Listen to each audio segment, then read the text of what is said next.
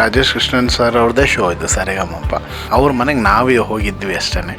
So owner ಬಂದಿದ್ದಾರೆ, ಭಾಳ ಖುಷಿ ಆಗುತ್ತೆ. ಸರಿಗಮಪ ಯಾವಾಗಲೇ ಬಂದ್ರೂ ಅದು ಮನಸ್ಸಿಗೆ ಭಾಳ ಖುಷಿ ಕೊಡುತ್ತೆ.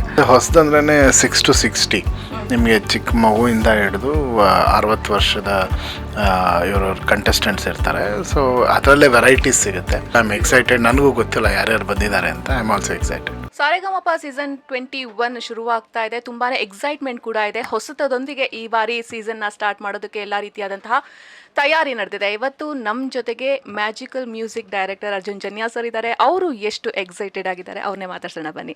ಸರ್ ನಮಸ್ತೆ. ಸರ್ ನಮಸ್ಕಾರ. ಹೇಳಿದೆ ನಾನು ತುಂಬ ಹೊಸತನದಿಂದ ಈ ಬಾರಿ ಸಾರೆಗಮಪ ಬರ್ತಾ ಇದೆ. ಎಷ್ಟು ಎಕ್ಸೈಟ್ ಆಗಿದ್ದೀರಾ ಸರ್? ಭಾಳ ಖುಷಿ ಆಗ್ತಾ ಇದೆ. ಸರಿಗಮಪ ಯಾವಾಗಲೇ ಬಂದ್ರೂ ಅದು ಮನಸ್ಸಿಗೆ ಭಾಳ ಖುಷಿ ಕೊಡುತ್ತೆ. ಸೊ ಆಡಿಯನ್ಸ್ಗೂ ಕೂಡ ಈ ಸತಿ ಸಂಗೀತದ ಒಂದು ರಸದೌತಣ ಇರುತ್ತೆ ಅಂತ ಹೇಳಕ್ಕೆ ಇಷ್ಟ. ಸರ್ ಯಾವಾಗಲೂ ಕೂಡ ಈ ಸೀಸನ್ನಲ್ಲಿ ಸಾರೆಗಮಪದಲ್ಲಿ ನಮಗೆ ಸಂಗೀತದ ಏನೇನೆಲ್ಲ ಎಲಿಮೆಂಟ್ಸ್ ಬೇಕೋ ಎಲ್ಲವೂ ಸಿಗ್ತಾ ಇರುತ್ತೆ. ಬಟ್ ಈ ಸಲ ನೀವು ಹೊಸದೊಂದಾಗಿ ರೆಡಿ ಮಾಡಬೇಕು, ಹೊಸದಾಗಿ ಬರಬೇಕು ಅಂತಂದು ಡಿಸೈಡ್ ಮಾಡಿದ್ದೇನಕ್ಕೆ? ಯಾವ ಥರ ನೀವು ಅಪ್ರೋಚ್ ಮಾಡಿದ್ರಿ, ಅದನ್ನು ಯಾವ ಥರ ನೀವು ತೊಗೊಂಡು ಬರ್ತಾ ಇದ್ದೀರಾ ಹೊರಗಡೆ ಅಂತ?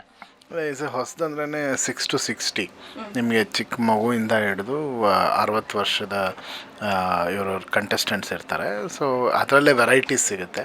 ಆ್ಯಂಡ್ ಖಂಡಿತವಾಗ್ಲೂ ಅದ್ಭುತವಾದ ಟ್ಯಾಲೆಂಟ್ಸ್ ನಮಗೆ ಪ್ರತಿ ವರ್ಷ ಸರಿಗಮಪ ವೇದಿಕೆ ಕನ್ನಡ ಸಂಗೀತ ಕ್ಷೇತ್ರಕ್ಕೆ ನೀಡ್ಕೊಂಡ್ಬಂದಿದೆ. ಅದು ಐ ಆಮ್ ಎಕ್ಸೈಟೆಡ್. ನನಗೂ ಗೊತ್ತಿಲ್ಲ ಯಾರ್ಯಾರು ಬಂದಿದ್ದಾರೆ ಅಂತ. I am also excited. Sir ಇವಾಗ ಒಂದು ಸೀಸನ್ ಸ್ಟಾರ್ಟ್ ಮಾಡಬೇಕು ಅಂದರೆ ತುಂಬಾ ಅದಕ್ಕೆ ಪುಷ್ ಕೊಡಬೇಕಾಗತ್ತೆ. ಮತ್ತು ಈ ಸಲ ನೀವು ಡಿಜಿಟಲ್ ಪ್ಲ್ಯಾಟ್ಫಾರ್ಮ್ನು ಕೂಡ ಯೂಸ್ ಮಾಡಿಕೊಂಡ್ರಿ ಇದಕ್ಕೆ ವೋಟಿಂಗ್ಸಿಗೆಲ್ಲ. ಅಷ್ಟೇ ಅಲ್ಲದೆ ಕಂಟೆಸ್ಟೆಂಟ್ಗಳನ್ನು ಸೆಲೆಕ್ಟ್ ಮಾಡಿ ಆದಮೇಲೆ ಆ್ಯಸ್ ಎ ಜಡ್ಜ್ ನೀವು ಅವ್ರನ್ನ ಯಾವ ಥರ ನೋಡ್ತೀರಾ, ಹಾಗೆ ಏನೆಲ್ಲ ನಿಮಗೆ ಅವರಿಂದ ಬರಬೇಕು, ಅಂಶಗಳು ಬರಬೇಕು ಅಂತ ಎಕ್ಸ್ಪೆಕ್ಟ್ ಮಾಡ್ತಾ ಇರ್ತೀರಾ ಅಂತ? ಏನಿಲ್ಲ ಶುದ್ಧವಾಗಿ ಹಾಡೋಂಥವ್ರು ಏನು ಸ್ಪೆಷಲ್ ಇದೆ, ಅವ್ರ ವಾಯ್ಸ್ ಕಲ್ಚರ್ ಎಷ್ಟು ಸ್ಪೆಷಲ್ ಆಗಿದೆ ಆ್ಯಂಡ್ ಎಷ್ಟು ಒರಿಜಿನಲ್ ಆಗಿದೆ, ಇದಿಷ್ಟನ್ನು ನಾನು ನೋಡ್ತೀನಿ. ಬೇರೆ ಭಾಷೆಗಳಿಂದ ಕೂಡ ಬರುವಂತಹ ಒಂದು ಕೇಳ್ಪಟ್ವಿ ನಾವು, ಸಿಂಗರ್ಸ್ ಬರ್ತಾ ಇದ್ದಾರೆ, ಕಂಟೆಸ್ಟೆಂಟ್ಗಳು ಬರ್ತಾ ಇದ್ದಾರೆ ಅಂತ. ಬಟ್ ಅವ್ರಿಗೆ ಕನ್ನಡ ಕಷ್ಟ ಆಗ್ಬೋದಾ? ಅವರಿಗೆ ಕನ್ನಡ ಈಸಿ ಆಗೋದಕ್ಕೆ ಏನೆಲ್ಲ ಅಲ್ಲಿ ವ್ಯವಸ್ಥೆ ಮಾಡ್ಬೋದು ಅಂತ? ಅದೇ ಸ್ಪೆಷಲ್ ಅನಿಸುತ್ತೆ. ಯಾಕಂದರೆ ಲ್ಯಾಂಗ್ವೇಜೇ ಗೊತ್ತಿಲ್ಲದೆ ಅವರವರು ಕನ್ನಡ ಕಲಿತು ಕನ್ನಡದ ಮೇಲೆ ಅಷ್ಟು ಅಭಿಮಾನ ಇಟ್ಟು ಕನ್ನಡದ ಹಾಡುಗಳನ್ನ ಹಾಡಬೇಕಾದ್ರೆ ಬಹಳ ಸ್ಪೆಷಲ್ ಅನಿಸುತ್ತೆ. ಆ್ಯಂಡ್ ಅವ್ರಗಡೆ ಹಾಡಿದಾಗ ಸೌಂಡಿಂಗ್ ಬೇರೆ ಥರ ಇರುತ್ತೆ. ಆ ಸ್ಟೇಟಿನ ಮ್ಯೂಸಿಕ್ಕಿನ ಏನು ಆ ಫೋಕ್ ಕಲ್ಚರ್ ಅಥವಾ ಆ ಮ್ಯೂಸಿಕ್ಕಿನ ಒಂದು ಏನು ಹೇಳ್ತಾರೆ ಡೈನಾಮಿಕ್, ಆ ಸ್ಟೇಟ್ಗೆ ಏನಿರುತ್ತೆ ಅದು ಕನ್ನಡ ಜೊತೆ ಕ್ಲಬ್ ಆದಾಗ ಒಂದು ಹೊಸದಾಗಿ ಕೇಳೋಕ್ಕೆ ಇದಾಗುತ್ತೆ. ಆ್ಯಂಡ್ ಇಲ್ಲಿ ಬಂದು ಕನ್ನಡ ಕಲಿತಾರೋ ಅವರೆಲ್ಲರೂ ಕನ್ನಡದ ಮೇಲೆ ಅಷ್ಟೊಂದು ಅಪಾರ ಅಭಿಮಾನ ಇಟ್ಟಿರ್ತಾರೆ. ಅದು ಭಾಳ ಖುಷಿ ಆಗುತ್ತೆ. ಓಕೆ, ರಾಜೇಶ್ ಕೃಷ್ಣನ್ ಸರ್ 3 ವರ್ಷ ಆದಮೇಲೆ ಮತ್ತೆ ಶೋಗೆ ವಾಪಸ್ ಬರ್ತಾ ಇದ್ದಾರೆ. ಮೊದಲೇದಾಗೆ ಫಸ್ಟ್ ಹೋಸ್ಟ್ ಆಗಿದ್ದೆ ರಾಜೇಶ್ ಕೃಷ್ಣನ್ ಸರ್. ಸೊ ಅವ್ರನ್ನ ಎಷ್ಟು ವರ್ಷ ಎಷ್ಟು ಮಿಸ್ ಮಾಡ್ಕೊಂಡ್ರಿ, ಇವಾಗ ಅವರು ಬಂದ ಮೇಲೆ ನಿಮಗೆ ಎಷ್ಟು ವೇಟೇಜ್ ಬರುತ್ತೆ ಈ ಒಂದು ಶೋಗೆ ಅಂತ ಅನ್ಸುತ್ತೆ? ನಾನು ಹೇಳ್ದಂಗೆ ರಾಜೇಶ್ ಕೃಷ್ಣನ್ ಸರ್ ಅವ್ರದ್ದೇ ಶೋ ಇದು ಸರಿಗಮಪ. ಅವ್ರು 3 ವರ್ಷ ಸ್ವಲ್ಪ ಬ್ಯುಸಿ ಇದ್ದಿದ್ದರಿಂದ ಈ ಕುಡಂಟ್ ಅಟೆಂಡ್ 3 ಸೀಸನ್ಸು. ಬಟ್ ಅವ್ರ ಮನೆಗೆ ಅವರೇ ವಾಪಸ್ ಬಂದಿದ್ದಾರೆ. ಅವ್ರ ಮನೆಗೆ ನಾವೇ ಹೋಗಿದ್ವಿ ಅಷ್ಟೇ.